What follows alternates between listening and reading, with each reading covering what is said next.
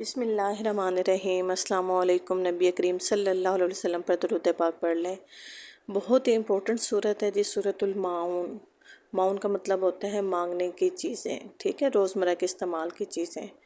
سورۃ المعون بہت امپورٹنٹ ہے، اور یہ اس لحاظ سے بہت امپورٹنٹ ہے کہ جب بھی آپ پڑھتے ہو تو اس میں آپ کو اللہ تعالیٰ آپ کی نمازوں کے بارے میں بتا رہا ہے کہ کس کی نماز قبول ہے کس کی نہیں، اور لوگوں کا حقوق العباد اور حقوق اللہ دونوں کے بارے میں اللہ تعالیٰ نے اس کے بارے میں بتایا ہے۔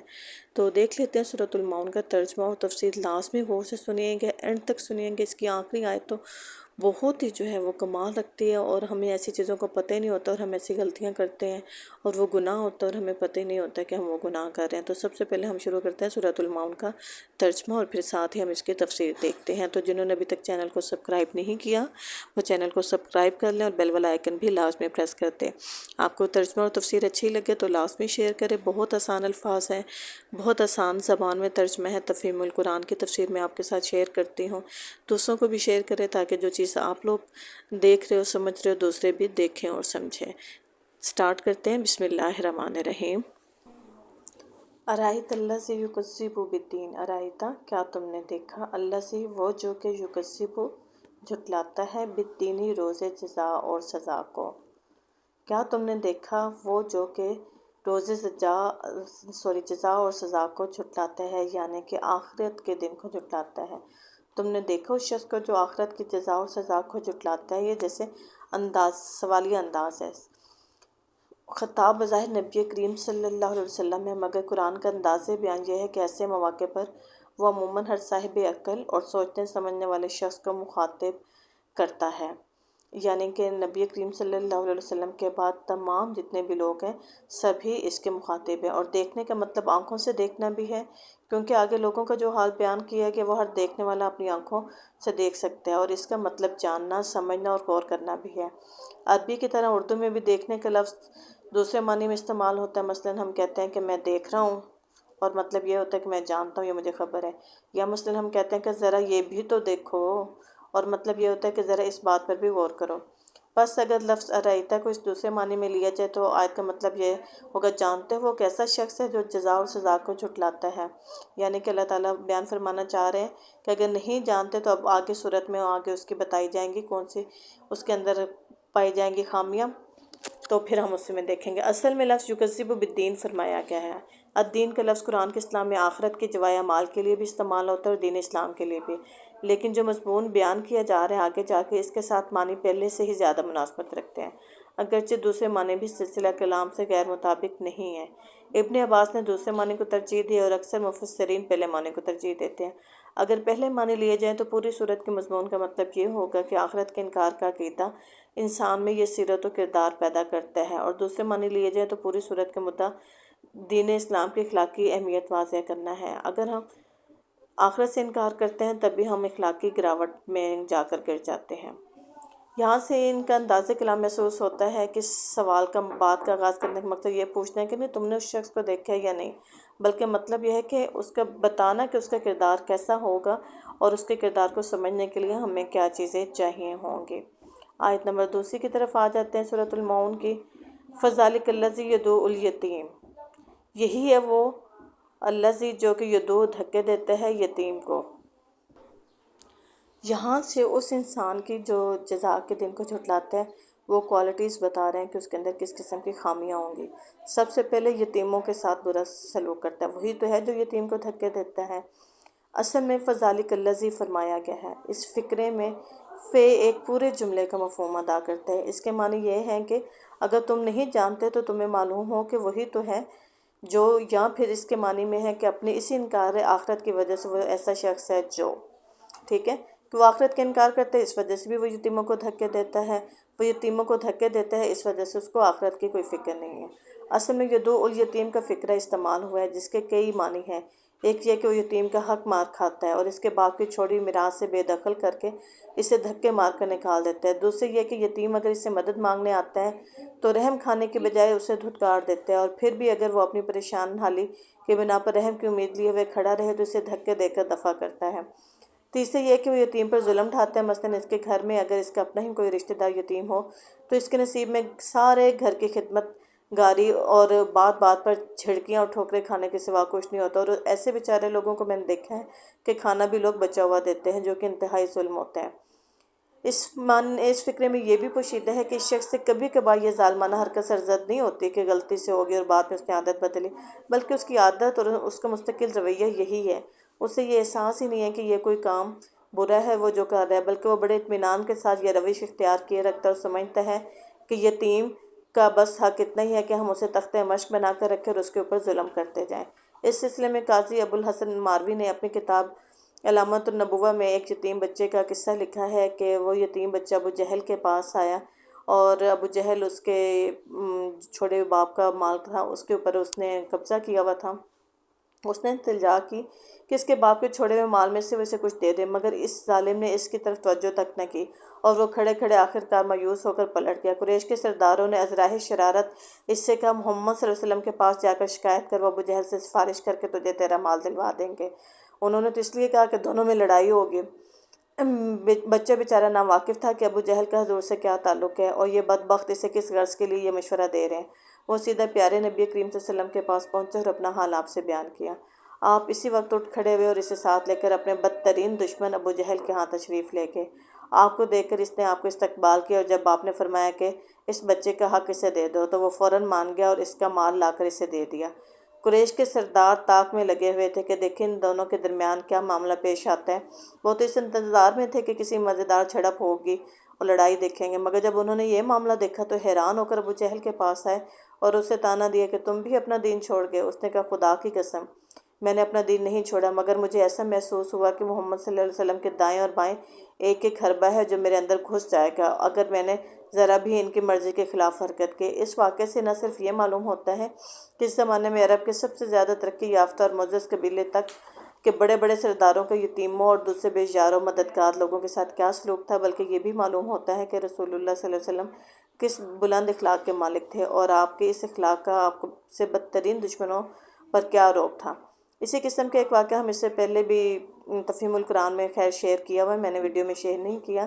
وہ تفہیم القرآن کا میں آپ کو حوالہ دے دیتے ہیں، جلد 100 میں اور صفحہ نمبر 146 پر ہے، جو کہ نبی کریم صلی اللہ علیہ وسلم کے زبردست اخلاقی روب کی طرفداری کرتا ہے۔ اگلی آیت دیکھتے ہیں جی، وَلَا يَحُضُّ عَلَىٰ طَعَامِ الْمِسْكِينِ، ولا اور نہیں يَحُضُّ رغبت دلاتا، عَلَىٰ طَعَامٍ کھانے پر، مسکین، اور مسکین کا کھانے دینے پر نہیں اکساتا، مسکینوں کو کھانا دینے پر نہیں اکساتا۔ اطعام المسکین نہیں بلکہ طعام المسکین کے الفاظ استعمال کیے گئے ہیں۔ اگر بام مسکین کہا گیا ہوتا تو معنی یہ ہوتا ہے کہ وہ مسکین کو کھانا کھلانے پر نہیں اکساتا، لیکن بام المسکین کے معنی یہ ہے کہ وہ مسکین کا کھانا دینے پر نہیں اکساتے ہیں۔ بالفاظ دیکھے جو کھانا مسکین کو دیا جاتا ہے وہ دینے والے کا کھانا نہیں بلکہ اسی مسکین کا کھانا ہے، اور وہ اس کا حق ہے جو دینے والے پر عائد ہوتا ہے، اور دینے والا کوئی بخشش نہیں دے رہا بلکہ اس کا حق ادا کر رہا ہے۔ یہی بات ہے جو سورۃ الذاریات آیت نمبر 19 میں فرمائی گئی ہے، وَفِي أَمْوَالِهِمْ حَقٌّ لِلسَّائِلِ وَالْمَحْرُومِ، اور ان کے مالوں میں سائل اور محروم لوگوں کا حق ہے۔ اللہ تعالیٰ نے جتنے بھی امیر لوگوں کو جو مال و دولت دی ہے ایسے ہی نہیں دی ہے، اس میں ان غریبوں اور یتیموں اور مسکینوں کا حق رکھا ہے، اور جب وہ ان کا حق ادا نہیں کرتے اسی وجہ سے پھر اللہ ان کا مال بھی واپس چھین لیتے ہیں۔ لا یحضو کا مطلب یہ ہے کہ وہ شخص اپنے نفس کو بھی اس کام پر آمادہ نہیں کرتا، اپنے گھر والوں کو بھی یہ نہیں کہتا کہ مسکین کا کھانا دیا کرو، اور دوسرے لوگوں کو بھی اس بات پر اکساتا نہیں ہے کہ معاشرے میں جو غریب اور محتاج لوگ بھوکے مار رہے ہیں ان کے حقوق پہچانا اور ان کی بھوک مٹانے کے لیے کچھ کریں۔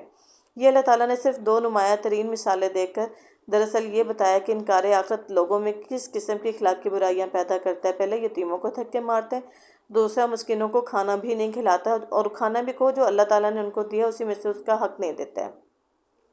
آخرت کو نہ ماننے سے یہ برائیاں پیدا ہوتی ہیں، لوگ یتیموں کو بھی دھتکارنا شروع کر دیتے ہیں اور مسکینوں کو کھانا دینے پر بھی اکساتے نہیں ہیں اور اپنی ہی تجوریاں بھرنے لگ جاتے ہیں، اور ایسے انسان پھر آہستہ آہستہ کیا ہوتے ہیں، انتہا کے کنجوس بھی ہو جاتے ہیں اور کسی کو بھی نہیں دیتے۔ اگر یہی شخص خدا کے حضور اپنی حاضری اور جواب دہی کے قائل ہوں تو اس سے ایسی کمینی حرکتیں سرزد نہیں ہو سکتی کہ یتیم کا حق مارے، اس پر ظلم ڈھائے، اس کو دھتکارے، اور مسکین کو نہ خود کھلائے نہ اور نہ کسی سے کہے کہ اس کا کھانا اس کو دو۔ آخرت کا یقین رکھنے والوں کے اوصاف تو وہ ہیں جو سورۃ العصر اور سورۃ البلد میں بیان کیے گئے۔ وَالتَّوَاصَوْا بِالْمَرْحَمَةِ، وہ ایک دوسرے کو خلق خدا پر رحم کھانے کی نصیحت کرتے ہیں۔ وَالتَّوَاصَوْا بِالْحَقِّ، وہ ایک دوسرے کو حق پرستی اور ادائے حقوق کی نصیحت کرتے ہیں۔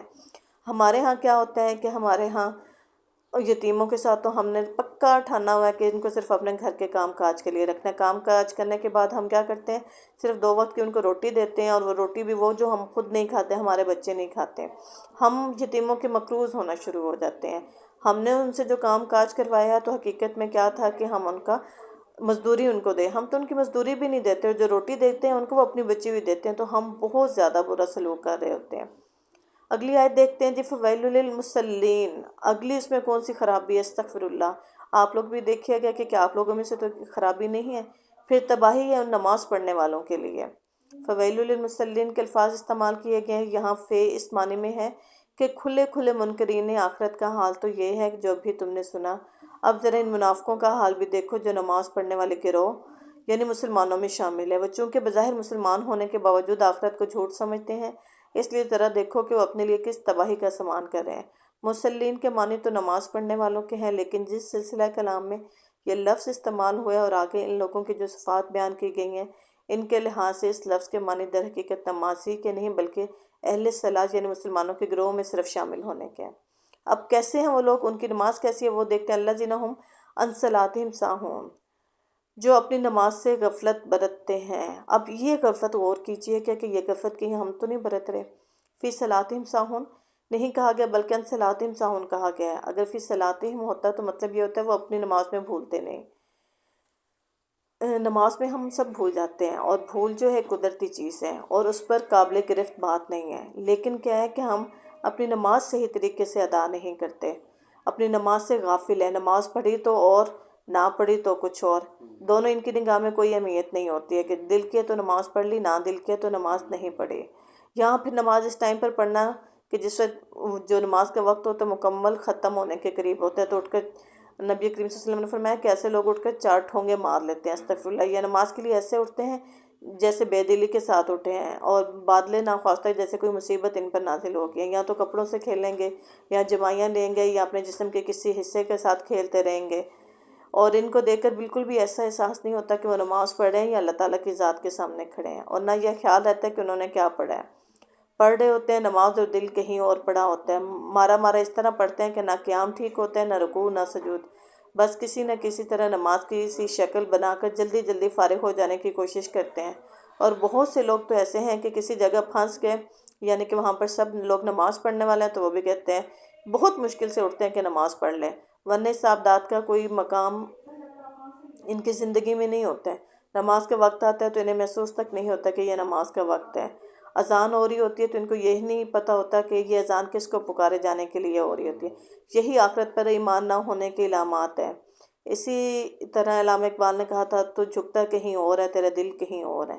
تو جس وقت جھکنے میں اللہ تعالیٰ یاد ہی نہیں ہے، ذہن ہمارا کسی اور طرف ہے، تو وہ ہم نماز سے غافل ہیں، ٹھیک ہے۔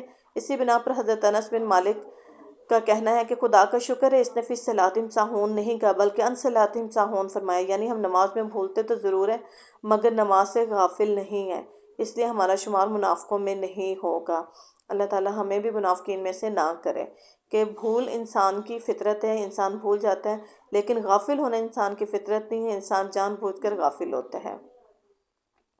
اسی طریقے سے ایک اور جگہ اللہ تعالیٰ نے سورۃ التوبہ میں فرمایا، وہ نماز کے لیے نہیں آتے مگر قسم ساتے ہوئے، اور اللہ کی راہ میں خرچ نہیں کرتے مگر بادلے ناخواستہ، کہ بہت مجبوری کی حالت میں اپنی جیب سے وہ چیز نکال کے دیں گے کہ جو ناقابل استعمال ہوگی، یا وہ کھانا دیں گے جو خود نہیں کھانا ہوگا۔ نبی کریم صلی اللہ علیہ وسلم فرماتے ہیں، تلک صلاۃ المنافق، تلک صلاۃ المنافق، تلک صلاۃ المنافق، یہ منافق کی نماز ہے، یہ منافق کی نماز ہے، یہ منافق کی نماز ہے۔ عصر کے وقت بیٹھا سورج کو دیکھتا رہتا ہے، یہاں تک کہ جب وہ شیطان کے دونوں سینگوں کے درمیان پہنچ جاتا ہے، یعنی غروب کا وقت آ جاتا ہے، تو اٹھ کر 4 ٹھونگے مار لیتے ہیں، استغفر اللہ۔ جن میں اللہ کو کم ہی یاد کرتا ہے، یہ حدیث شریف بخاری، مسلم اور مسند میں ہے۔ حضرت سعد بن ابی وقاص سے روایت ہے کہ میں نے پوچھا کہ کون لوگ نماز سے غفلت برتے ہیں؟ آپ نے فرمایا کہ جو نماز کو اس کا وقت ٹال کر پڑھتے ہیں، استغفر اللہ، یعنی وقت پر نہیں پڑھی، اینڈ ٹائم آیا تو اٹھ کر پڑھی۔ یہ روایت حضرت سعد کے اپنے قول کی حیثیت سے بھی موقوفاً نقل ہوئی ہے، اور اس کی سند زیادہ قوی ہے۔ نبی کریم صلی اللہ علیہ وسلم کے ارشاد کی حیثیت سے اس کی مرفوع روایت کو بقی اور حاکم نے بھی ضعیف قرار دیا ہے۔ حضرت مصعب کی دوسری روایت یہ ہے کہ انہوں نے اپنے والد ماجد سے پوچھا کہ اس آیت پر آپ نے غور فرمایا کہ اس کا مطلب نماز کو چھوڑ دینا ہے، یا اس سے مراد نماز پڑھتے پڑھتے آدمی کا خیال کہیں اور چلا جانا ہے؟ خیال بڑھ جانے کی حالت ہم میں سے کسی پر نہیں گزرتی؟ انہوں نے جواب دیا، نہیں، اس سے مراد نماز کے وقت کو ضائع کرنا اور اس سے وقت ٹال کر پڑھنا ہے۔ یعنی کہ نماز تو ہم نے پڑھی ہے، لیکن کس وقت؟ دوسرے وقت۔ وہ ایک بڑا پنجابی میں مشہور قول ہے نا، ویلے دیاں نمازاں تے ویلے دیاں ٹکراں، کہ نماز تو وہ ہوتی ہے جو ٹائم پر پڑھ لی جائے، اور بعد میں تو صرف انسان ٹکرے ہی مارتا ہے، وہ پھر نماز نہیں ہوتی ہے۔ بالکل ایسے کہ جس وقت آپ ایک کلاس میں آتے ہیں، ٹھیک ہے، لیکچر آپ کا ہو گیا، ٹھیک ہے، بعد میں آپ نے کلاس اٹینڈ کی یا نہ کی، اس کا تو فائدہ کوئی نہیں، صرف اتنا شاید فائدہ ہو سکتا ہے کہ آپ کے اٹینڈنس لگ جائے، اس کا کوئی فائدہ نہیں، آپ سیکھتے تو پھر بھی کچھ نہیں ہے۔ تو یہ وہ ساری چیزیں ہیں کہ انسان کو دیکھنی چاہیے، آپ بھی دیکھیں، ہم بھی دیکھیں کہ کیا ہم اپنی نمازوں سے غافل تو نہیں ہیں، اور کہیں ہمارا شمار منافقوں میں تو نہیں ہے۔ اگلی آیت دیکھ لیتے ہیں جی ہم، اللہ سینہ ہم یراؤن، اللہ سینہ جو کہ ہم وہ یراؤن دکھاوا کرتے ہیں، جو ریاکاری کرتے ہیں۔ سب سے غلط بات کہ وہ لوگ جو ریاکاری کرتے ہیں، ریاکاری کا مطلب کیا ہوتا ہے؟ دوسروں کو دکھانا۔ اس کی ڈیٹیلز دیکھتے ہیں جی۔ یہ فقرہ ایک مستقل فقرہ بھی ہے اور پہلے فقرے سے متعلق بھی ہے، یعنی اس سے جڑا ہوا ہے۔ اگر اسے ایک مستقل فقرہ قرار دیتے ہیں تو اس کا مطلب یہ ہے کہ کوئی نیک کام بھی وہ خالص نیت کے ساتھ اللہ کے لیے نہیں کرتے بلکہ دوسروں کے لیے کرتے ہیں، کہ یعنی نماز پڑھیں گے دوسروں کے لیے، کسی غریب کی مدد کریں گے تو دوسروں کو دکھانے کے لیے کہ ہماری واہ واہ، اور لوگ ہمیں کہیں کہ یہ تو کتنا اللہ کے راستے میں دیتا ہے، یا یہ کتنی نمازیں پڑھتا ہے، کتنی تہجد پڑھتا ہے۔ مفسرین نے بالعموم دوسرے ہی معنی کو ترجیح دی ہے، کیونکہ پہلی نظر میں یہی محسوس ہوتا ہے کہ اس کا تعلق پہلے فقرے سے۔ ابن عباس فرماتے ہیں، اس سے مراد منافقین ہیں جو دکھاوے کی نماز پڑھتے تھے، اگر دوسرے لوگ موجود ہوتے تو پڑھ لیتے، اور کوئی دیکھنے والا نہ ہوتا تو نہیں پڑھتے تھے۔ استغفر اللہ۔ یہ منافقین کی نشانی ہے کہ کوئی انہیں کہے نماز کا، تب پڑھ لیتے ان کے دکھانے کے لیے۔ اور اکثر ہمارے ہاں بھی ایسی عورتیں ہوتی ہیں کہ کوئی مہمان گھر میں آئے تو سارے بچوں کو نمازوں پہ لگا دیں گے، اور بچے بھی بڑی فرمانبرداری کرتے ہوئے نماز پڑھ لیں گے، ادروائز ان کو پورے گھر میں سے کسی کو نماز یاد نہیں ہوتی ہے۔ تو یہ ریاکاری ہے۔ ریاکاری سے جو بھی عبادت ہوتی ہے وہ اللہ تعالیٰ کے ہاں ایکسیپٹ نہیں ہے۔ وہ آپ نے اس لیے کی کہ لوگ آپ کو نمازی کہیں، سخی کہیں، تو لوگوں نے آپ کو کہہ دیا، آپ نے صلہ پا لیا۔ اب اللہ تعالیٰ کے پاس آپ کے لیے کچھ بھی نہیں ہے دینے کے لیے، آپ کو وہاں پر کوئی حصہ نہیں ہے۔ وَيَمْنَعُونَ الْمَاعُونَ، اس معاون سے سورت کا نام معاون رکھا گیا تھا، بہت امپورٹنٹ ہے، لازمی سنیے گا۔ اور معمولی ضرورت کی چیزیں لوگوں کو دینے سے گریز کرتے ہیں، ادھار دینے سے، ٹھیک ہے۔ اصل میں لفظ معاون استعمال ہوا ہے، جس سے مراد زکوٰۃ بھی ہے، جس سے مراد بہت سارے اس میں ائمہ ہیں جنہوں نے اس سے مراد زکوٰۃ لی ہے، اور بہت سارے ایسے لوگ جس میں ابن عباس، ابن مسعود، ابراہیم نقی، ابو مالک اور بہت سے دوسرے حضرات کا قول ہے کہ اس سے مراد عام ضرورت کی اشیاء، مثلاً ہنڈیا، ڈول، کلہاڑی، ترازو، نمک، پانی، آگ، چمکاگ، جیسے ہم لالٹین بھی کہتے تھے، یہ ساری چیزیں شامل ہیں کہ جو لوگ عام طور پر ایک دوسرے سے لے لیتے ہیں۔ اکرمہ سے بن نبی حاتم نے نقل کیا کہ معاون کا اعلیٰ مرتبہ زکوٰۃ ہے، اور ادنیٰ ترین مرتبہ یہ ہے کہ کسی کو چھلنی، ڈول یا سوئی ادھار دی جائے۔ حضرت عبداللہ بن مسعود فرماتے ہیں کہ ہم اصحاب محمد یہ کہا کرتے تھے کہ بعض روایت میں ہے کہ حضور کے عہد مبارک میں لوگوں سے ترازو اور ایسی چیزیں ادھار لیتے تھے، اور اکثر لوگ جو ہیں وہ ادھار نہیں دیتے تھے۔ صحابہ سے نقل کرتے ہیں کہ یہ روایت انہوں نے متعدد بار کی ہے کہ اس سے مراد کلہاڑی، ڈول اور ایسی ہی چیزیں ہیں، یعنی کہ عام طور پر جو چیزیں استعمال کر کے واپس ہو سکتی ہیں، ختم نہیں ہوتی ہیں، ٹھیک ہے، تو اس کو ہم استعمال کے طور پہ دے دیتے ہیں اور ہمسائے سے لے لیتے ہیں۔ اکثر کوئی چیز ایسی نہ ہو، جیسے ہم ہتھوڑی کہہ دیتے ہیں کہ ہتھوڑی چاہیے، ہتھوڑی استعمال کی اور ہمسایوں کو واپس کر دی، ٹھیک ہے۔ ایسے ہی کوئی بیلچے ہوتے ہیں، کوئی ایسی اور آری وغیرہ کوئی چیزیں ایسی ہوتی ہیں، اور یا کوئی اگر مہمان آ جائے تو چرپائی یا بستر مانگ لیا، یا کسی ہمسائے نے کہا کہ اپنے تندور میں ہمیں روٹی پکا لینے کی اجازت دے دی جائے، ایسی ہی ساری جو چیزیں ہوتی ہیں اس کے لیے معاون کا لفظ استعمال کیا گیا ہے۔ اور حفاظت کے لیے اپنا کوئی قیمتی سامان دوسرے کے ہاں رکھوانا چاہے تو وہ بھی اسی آیت میں آتا ہے۔ تو مختصر الفاظ میں اپنے اوپر غور کریں کہ کیا ہمارا شمار ایسے لوگوں میں سے تو نہیں ہے